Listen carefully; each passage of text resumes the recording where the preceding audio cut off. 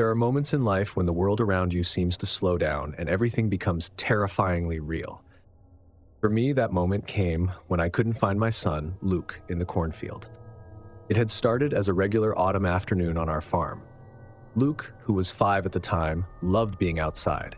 He was one of those kids with endless energy, always running around, climbing things, and getting into every nook and cranny he could find.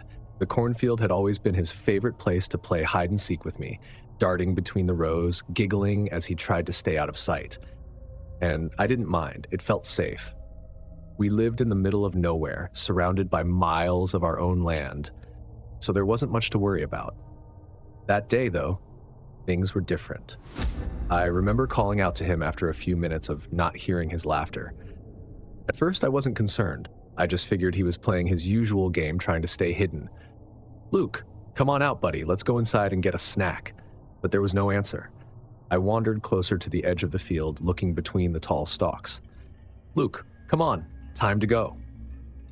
Still nothing. That's when I felt the first twinge of anxiety, a kind of quiet nudge in the back of my mind telling me something wasn't right. I stepped into the field, brushing the corn leaves aside, and peered deeper into the rows. Luke? Usually he would have popped out by now, laughing at how well he'd hidden from me. But there was only silence. I started moving through the rows, pushing the tall stalks aside, calling his name louder. It felt like I was walking in circles, my voice bouncing off the thick walls of corn. The field was massive, stretching out far beyond what I could see. And while I knew every inch of it, something about the way the corn loomed over me that day made it feel endless, like I was lost in a maze with no exit. I forced myself to stay calm. "Kids wander," I told myself. "He's probably just gone further than usual." But as I moved deeper into the field, I caught a glimpse of something that made me stop in my tracks. Through the gaps in the rows, I saw movement, something or someone a few rows ahead, slipping quickly between the stalks. My heart leapt in relief, assuming it was Luke playing his game of hide and seek again. But then I realized it was too tall to be Luke. I stood frozen, staring at the spot where the figure had been. It had been brief, just a flicker of movement, but it was there. I waited, expecting to see Luke run out or call my name. Nothing. The wind picked up, rustling the leaves, but I didn't move. For a second, I doubted whether I had actually seen it or if it had been my imagination, but I knew what I'd seen. Someone had been there.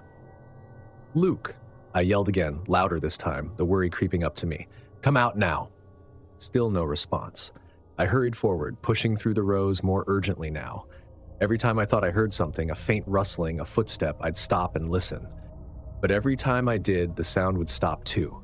It felt like I was chasing ghosts through the field, following echoes that led nowhere. After what felt like forever, I stopped again, catching my breath. That's when I saw the figure again. This time it was clearer, a dark, shadowy form, slipping between the corn rows, just out of sight.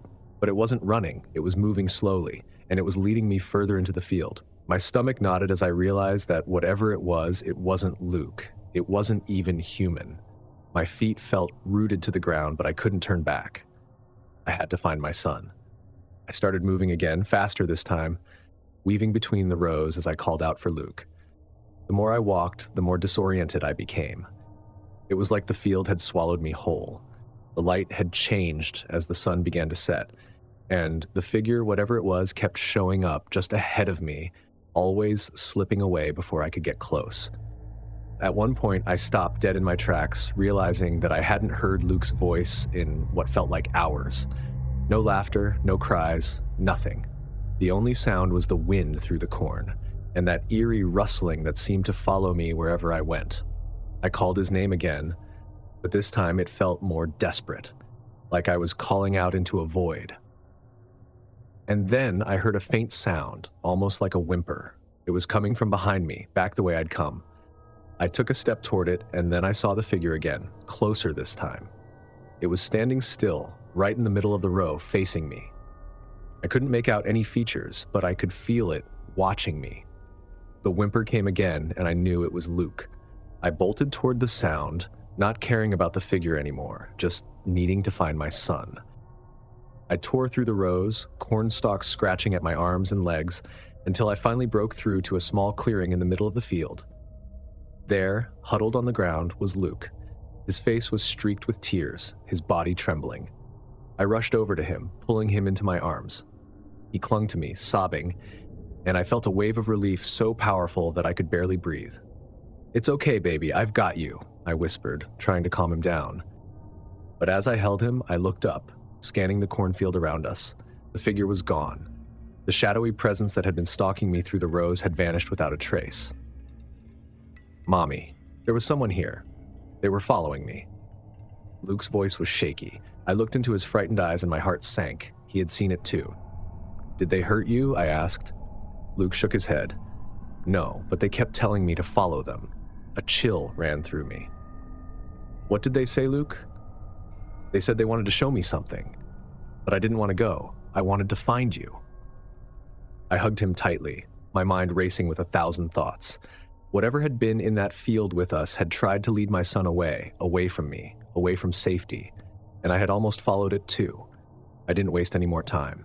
I scooped Luke up in my arms and started making my way back through the cornfield, not caring about the scratches or the exhaustion. All I wanted was to get out of there, back to the house. The figure didn't show itself again, but I could feel its presence, lurking just beyond the edges of my vision, watching us. When we finally reached the edge of the field, the sun was nearly gone. I hurried inside, locking the doors behind us, and spent the rest of the night holding Luke close, afraid to let him out of my sight. I never figured out what had happened that day, who or what had been in the cornfield with us. But I do know one thing: it wasn't human. And whatever it wanted, it wasn't good. We moved away from the farm not long after that. I couldn't stay there, not after what had happened. And though I've tried to put it behind me, I still think about that day, about the figure in the cornfield, and about how close I came to losing my son.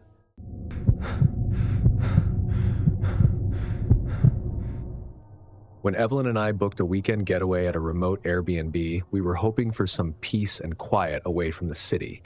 The listing described a cozy cabin nestled beside a vast cornfield, perfect for unwinding and recharging. After months of nonstop work and stress, it seemed like just what we needed.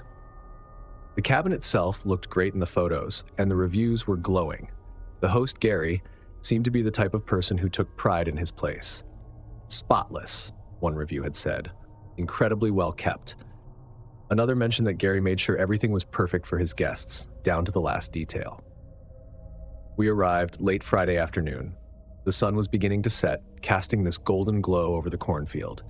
The cabin was exactly as advertised: charming, rustic, and secluded. It had everything we needed for a relaxing weekend. We unloaded the car, settled in, and before long, we were ready to explore. Evelyn suggested we take a walk through the cornfield. "It looks so peaceful," she said. "Plus, it'll be nice to stretch our legs after the drive." I agreed, so we set off down a narrow path that led through the tall stalks. As we wandered deeper into the field, I couldn't help but feel a little on edge. Something about being surrounded by those towering stalks, blocking out the view of anything else, made it easy to lose track of direction. As we walked, we joked about horror movies and the typical cliches that come with being in the middle of nowhere. We didn't take it seriously. After all, we were just here to relax. But then, a few yards ahead, something caught my eye.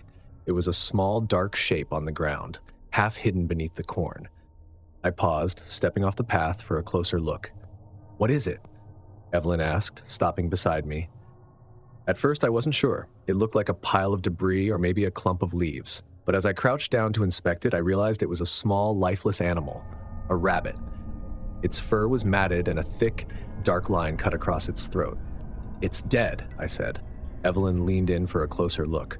"Oh my God, what happened to it?" The cut was clean, too clean. This wasn't the work of another animal. It looked like it had been killed deliberately with a knife. "Let's head back," I said, suddenly feeling uneasy. But as we turned to go, we found another animal, a larger one this time. A deer, and its throat cut just like the rabbit. It looked like it had been dragged into the field and left there. "This is messed up," Evelyn said. "Who would do something like this?" I didn't have an answer. My mind was racing, trying to come up with an explanation. Maybe it was hunters? But no hunter would kill animals this way and just leave them. And why would they be using a knife? We hurried back to the cabin, not wanting to stick around and see what else we might find. The sun was setting fast, and the cornfield started to feel ominous. As soon as we stepped inside, I locked the door behind us, more out of instinct than anything else. We didn't talk much after that. The discovery of the animals had killed the mood, and now we were both on edge. We decided to wait until Gary showed up to check in on us. He'd mentioned in the listing that he'd like to stop by and make sure everything was going smoothly for his guests. Maybe he'd know what was going on. Sure enough, an hour later, there was a knock at the door. I opened it, and there was Gary, a friendly-looking man in his late 50s, dressed in a plaid shirt and jeans. He had a calm presence about him. "Hey there," he said with a smile. "How are you two enjoying the cabin so far?"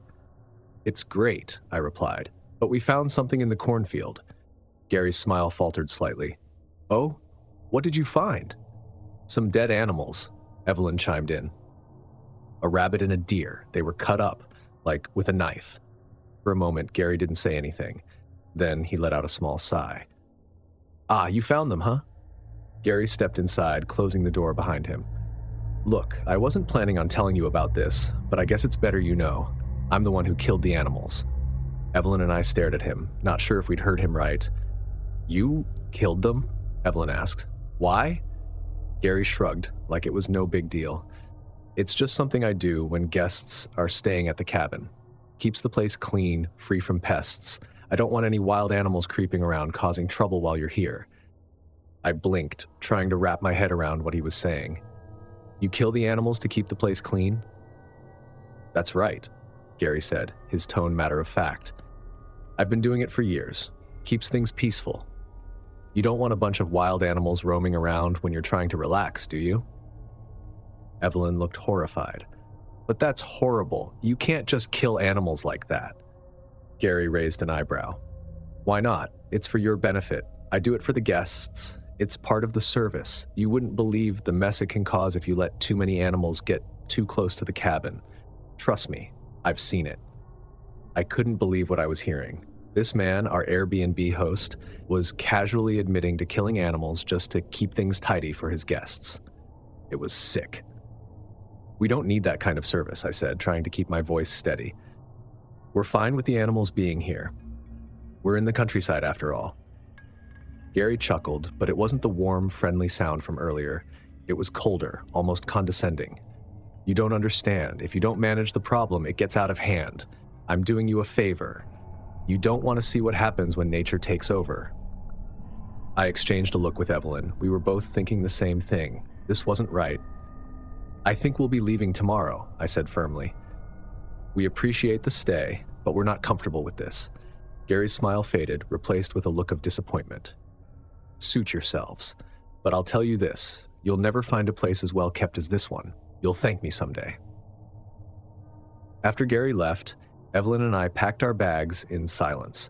Neither of us wanted to stay another night, not after what we'd heard. That night, we barely slept. Every time the wind rustled the corn outside, I imagined Gary out there, roaming the fields with a knife, looking for his next cleanup job. The thought of it made my skin crawl. By the time morning came, we were more than ready to leave. We didn't even wait for Gary to stop by again. We never went back, and I haven't stayed in an Airbnb since. Because no matter how many glowing reviews a place has, you never really know what kind of person is running it or what they might be hiding.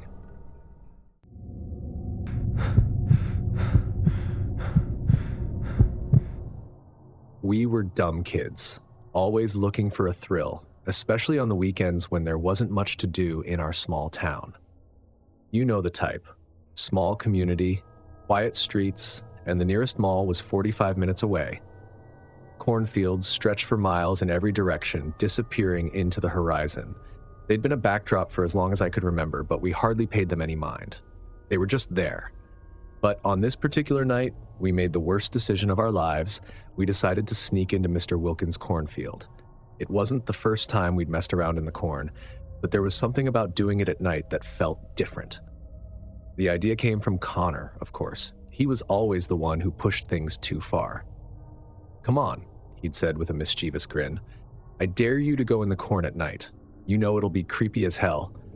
Besides, everyone says Wilkins' field is haunted." I rolled my eyes at the idea, but in the back of my mind, I wondered if maybe, just maybe, there was something to it. It was stupid, really. No one believed in ghosts, not seriously anyway.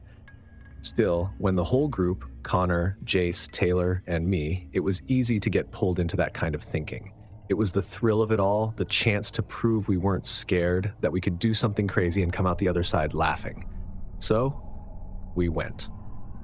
It was a Friday night, and the crickets were out in full force, their chirps filling the otherwise still night. The moon hung low in the sky, casting everything in a faint silver glow. We snuck across the road and hopped the wooden fence that separated Mr. Wilkins' property from the road. The corn stretched out in front of us, tall and dark, swaying slightly in the wind, like it was alive. "Last chance to back out," Connor taunted, looking over his shoulder at us. None of us said a word, but Taylor hesitated. She always had that look when she wasn't sure about something, like she wanted to say no but didn't want to be the odd one out. We teased her about it all the time. "It's just corn, Tay. You'll be fine," Jace said, nudging her forward. And so we entered, the stalks closing around us, forming a living wall that blocked out the world behind us. The sounds of the town faded, and we were left with just the rustle of the corn and the faint crunch of our feet on the dry soil. At first, it was almost fun. We made jokes, laughed, and even pretended to scare each other by jumping out from behind the rows. But after a while, the laughter started to die down. The deeper we went, the more oppressive the silence became. The corn seemed to stretch on forever, the stalks towering over us, making it impossible to see more than a few feet in any direction. That's when we heard the whispering. It started soft, so quiet that I thought it was just the wind playing tricks on us. But then it came again, clearer, like someone was standing just behind the next row, talking in hushed tones. It didn't make any sense. No one else was supposed to be out there, not at this hour. "Did you guys hear that?" Taylor asked. We all nodded. "It's probably just the wind," Jace said, but he didn't sound convinced. He looked at Connor, hoping for some reassurance, but Connor was staring at the corn. The whispering continued, growing louder, but we still couldn't make out any words. It was a constant murmur, like a conversation happening just out of earshot. "Let's go check it out," Connor suggested. He spoke with that familiar, reckless confidence he always carried in situations like this. He started forward before any of us could argue, pushing through the stalks with purpose. The rest of us followed, though a lot less enthusiastically. As we moved closer, the whispers increased, as if they were aware of our presence. They seemed to come from all directions now, swirling around us, filling the air. I could see Taylor getting more and more anxious, her eyes darting around as if she expected something to jump out at us at any moment. That's when we realized someone was missing. "Wait," Jace said, stopping dead in his tracks. "Where's Connor?" We all stopped, looking around, but he was gone. 1 second he'd been leading the way, and the next, nothing. I called out his name, but my voice felt small, swallowed up by the rustling corn and the strange murmurs that filled the air. "Maybe he's messing with us," Taylor whispered, though her voice trembled. "Trying to freak us out." "Connor," I called again, louder this time. Nothing, just the whispering. We stood there for what felt like an eternity, frozen in place, unsure of what to do. Every time I tried to focus on the source of the whispers, they seemed to shift, like they were moving through the corn, leading us further into the field. "Let's get out of here," Taylor said. "We'll find him back at the road." But Jace shook his head. "We can't leave him out here alone." I didn't know what to say. I wanted to go back, to get out of that damn cornfield and never come back, but leaving Connor behind didn't feel right either. We decided to split up, even though everything inside me screamed that it was a bad idea. Jace and Taylor took one direction, while I went the other. The corn closed in around me, and soon I couldn't even see them anymore. It was just me and the whispers. I moved slowly, listening, trying to pick up any sign of Connor. But the deeper I went, the louder the whispers became, filling my ears, pressing in on me. It was like they were trying to tell me something, but I couldn't make out the words. They were too jumbled, too distorted. Then, out of nowhere, I heard a rustling ahead of me, and I stopped, holding my breath. Something was moving through the corn, something large. I couldn't see it, but I could feel it, the weight of its presence bearing down on me. "Connor?" No answer, just the whispers. I took a step forward, and that's when I saw him, Connor, standing just a few feet away, his back to me. Relief washed over me, and I called his name again, but he didn't turn around. "Connor," I shouted, moving closer. "Come on, man, this isn't funny." Still no response. I reached out to grab his shoulder, but before I could touch him, he turned, slowly, his eyes wide and distant, like he wasn't really seeing me. "Connor?" "Shh," he whispered, cutting me off. "It's waiting." I stared at him, confused. "What are you talking about? What's waiting?" But he didn't answer. He just stared past me, his eyes unfocused, like he was seeing something I couldn't. And then, without another word, he turned and walked back into the corn. I called after him, but he didn't stop. He just kept walking, disappearing into the rows. I didn't follow him. I don't know how long I stood there, listening to the whispers, trying to process what had just happened. But eventually, I turned and ran, pushing through the corn, back toward the road. When I finally made it back, Jace and Taylor were waiting for me, their faces pale and drawn. I told them what had happened, but they didn't say anything. We didn't talk much after that.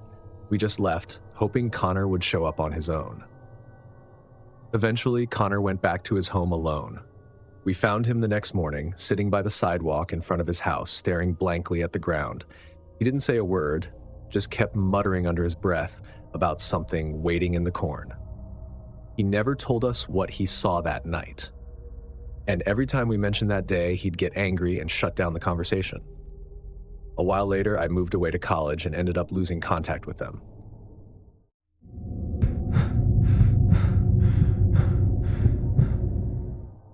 I grew up in a small town, and that meant that we had to make our own fun. My friends and I spent nearly every afternoon after school playing games in the wide, open fields behind our houses.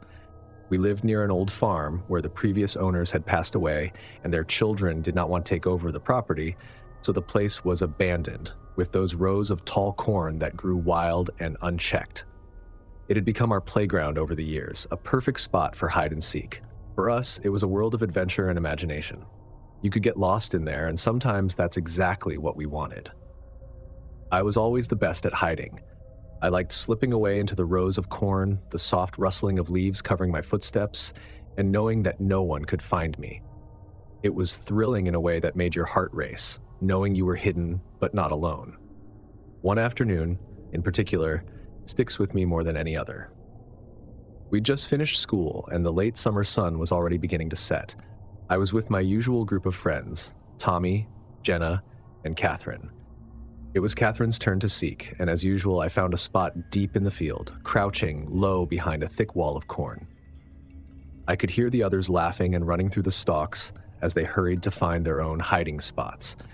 The excitement of the game always made time blur, and I remember closing my eyes for a moment, listening to the faint breeze rattle the leaves around me. I couldn't hear Catherine anymore. She must have started counting. "Ready or not, here I come!" Catherine's voice rang out across the field, and I smiled, knowing she'd never find me here. I stayed perfectly still, waiting for the game to unfold. Minutes passed, and I began to hear footsteps again, the swish of corn stalks being pushed aside as Catherine moved through the field. It was hard to tell where she was exactly, but that was part of the fun. She would occasionally call out in a playful voice, pretending to know where we were hiding. Then the footsteps got closer, much closer. I leaned forward a little, peeking through the stalks, expecting to see Catherine's silhouette moving through the corn. But I didn't see her. The sound was there, the soft crunch of footsteps, but there was no one in sight. "Tommy? Jenna?" I whispered, but no one answered. I thought about moving to another spot, just in case, but something held me still. That's when I heard the voice, a low, rumbling sound that didn't belong. It wasn't Catherine. It wasn't Tommy or Jenna. It was deep, almost like a growl, but it formed a name. Catherine. It was right behind me, only a few feet away. I hadn't seen anyone come near, hadn't heard anyone approach that close. The cornfield was dense, but I should have been able to see them. My breath caught in my throat, and I didn't dare turn around. I told myself it had to be a trick. Maybe Tommy trying to scare me. But the voice was wrong, too low, and it said her name again. Catherine. I scrambled to my feet, pushing through the corn, my heart thudding in my chest. I stumbled out of my hiding spot, breathing hard as I ran back toward the open field where we'd started the game. I didn't stop until I broke through to the clearing, where the golden light of the setting sun felt like a lifeline. Tommy and Jenna were already there, sitting on the ground and laughing about something. When they saw me, they jumped to their feet, startled by the look on my face. "What's wrong? Did you guys hear that? Did you hear someone calling Catherine's name?" Jenna squinted at me, as if trying to decide whether I was playing a joke or not. "No one called her. We were waiting for you. I thought you were still hiding." I was, but there was someone else in the field. I heard them. They were right behind me. "Are you sure? It's probably just your imagination. You always freak yourself out in the cornfield." I shook my head. My hands were trembling. "No, it was real. I swear. It wasn't any of you. It was someone else." Jenna stood up. "Maybe you just got scared because it's getting dark." I wanted to argue, to insist that what I'd heard was real. The voice had been so clear, so close. But when I looked back at the cornfield, it seemed so still, so quiet. I was starting to doubt myself. But then Catherine got out of the field. I heard it too. Her voice was shaky. We all turned to look at her. Catherine had been the last one to come back. She stood there, staring at the cornfield like it was a stranger, no longer the familiar playground we had always known. "What do you mean you heard it?" Tommy asked. "When I was looking for you guys, I heard someone call my name too. It wasn't like us, though. It wasn't playful." We were silent for a moment, letting her words sink in. The sun had already set completely, and the cornfield felt ominous rather than comforting. "It's probably just some farmer messing with us," Tommy said. Catherine shook her head. "No, it wasn't a farmer. There was no one there." We stood there, staring at the cornfield, waiting for something else to happen, but the field stayed silent. The wind was moving through the stalks like it was mocking us for being scared. "We should go." "It's getting late," Jenna said. We agreed, none of us eager to stay any longer. We gathered our things and made our way back to the road. I couldn't help but feel like we were being watched, though every time I turned to look, there was nothing there. Just rows and rows of corn, standing tall and silent. That night, after I'd gone home and climbed into bed, I couldn't stop thinking about what had happened. And the fact that Catherine had heard it too made it all the more terrifying. For weeks after that, we avoided the cornfield.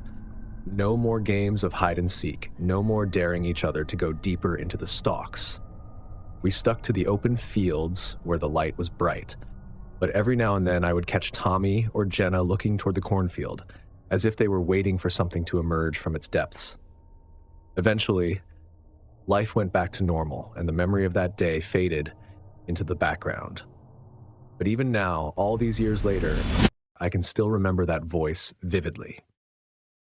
If these stories made you second-guess every rustling leaf, make sure to hit that like button and subscribe for more spine-tingling tales. Got your own eerie cornfield encounter? Drop it in the comments. I'd love to hear your scary experiences. Don't forget to hit the notification bell so you never miss out on the next scare. Stay safe out there. Thanks for watching, and I'll see you in the next nightmare.